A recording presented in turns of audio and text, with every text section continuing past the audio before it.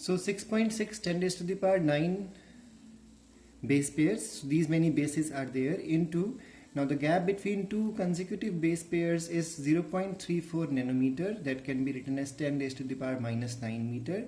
So when you multiply these two, you get almost the size 2.2 meter. Now this is this total length of DNA. Remember, human DNA is not in one piece, it is in 23 pair pieces. So 2.2 meter is basically the length when you join them end to end. One end, next end, you continue to join them. But in reality, in case of human, DNA is not a single piece. Like in the case of the prokaryotes, it's a single piece, and such a type of DNA is called as prochromosome or prokaryotic chromosome. But in the case of the human, because human is eukaryote, DNA is present in cut pieces. So how many cut pieces we have?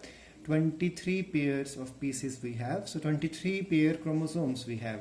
When you join them all, it comes out to be 2.2 meter long. So a typical nucleus has a diameter of approximately 0.6 meter. Therefore, there must be some special arrangement to accommodate such a long chain or a polymer inside the cell. Now, what exactly happens in the case of the prokaryotes? Let's quickly see through the NCERT first. In prokaryotes such as E. coli, though they do not have a defined nucleus, we all know they do not have nucleus, but they have a nucleoid. You have learned this term already in the 11th class also. So they have a nucleus-like structure, but not true nucleus. DNA is not scattered throughout the cell. Please remember, though they do not have a nucleus, it's not like the genetic material will be somewhere, anywhere scattered. It has a particular place, and that particular place is called as the nucleoid.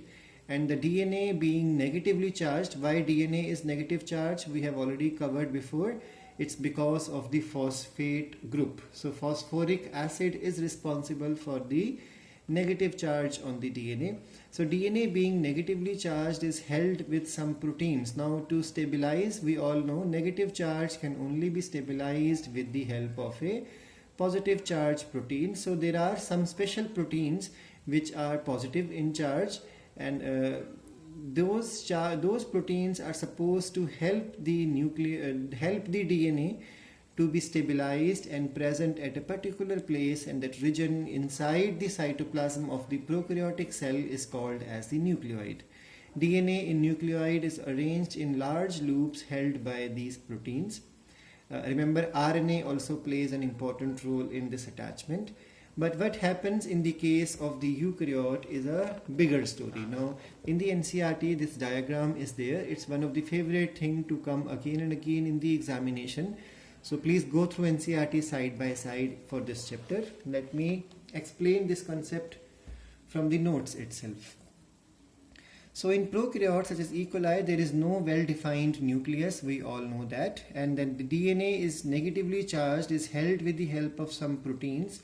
I have already told you those proteins are non-histone proteins, but they are positively charged protein. And one example is mentioned here is polyamines. In the region termed as the nucleoid, such a genetic material arrangement is called as prochromosome, and in the case of eukaryotes, it is called as chromosomes. Now, in the case of eukaryotes, the organization of DNA is much more complex. Reason is, we all know prokaryotes are simple, eukaryotes are complex. So as the complexity increase, the complexity at every level, even the molecular level, is going to increase. So DNA organization in eukaryotes is quite complex, and there is a set of positively charged basic proteins called as histones. So remember, in the case of prokaryotes, histone proteins are absent. Instead of histone proteins, polyamines are there. But in the case of the eukaryotic system, histone proteins are present, and these histone proteins are positively charged. And why are they positively charged? Because they are rich in basic amino acid. Again, a topic of your 11th class syllabus, that basic amino acids carry a positive charge because of NH2 is extra there, if you remember.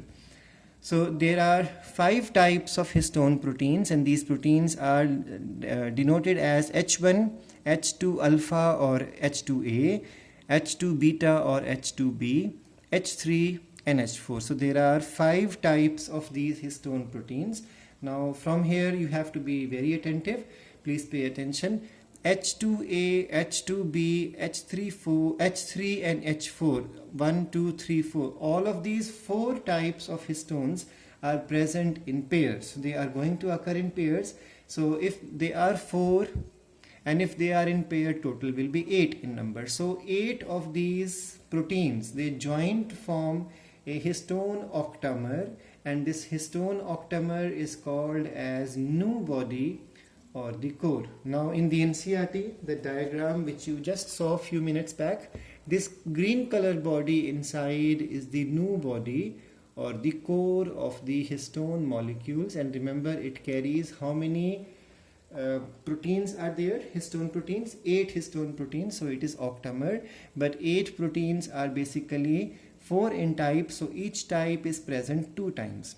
So they are one of the most conserved proteins, being similar in different species, and their charged ends are towards the outside. Now remember one thing, this DNA has to be stabilized. We all have understood that the DNA is negatively charged, and this DNA coils around the protein which is positively charged. So this positively charged protein has its positively charged side groups towards the outside, so that what may happen is the positively charged side groups interact with the negatively charged phosphate group of the DNA, and this interaction stabilizes the DNA. So let me read again. They are one of the most conserved protein, being similar in different species, and their charged ends, that means the positively charged ends, are towards the outside. The negatively charged DNA is wrapped around this positively charged histone octamer almost 2 times. So it is basically 1 3/4 times turn, not a complete 2 turn, to form a nucleosome with a diameter of 10, some books will mention 11, so 10 to 11 nanometer is the diameter of the nucleosome.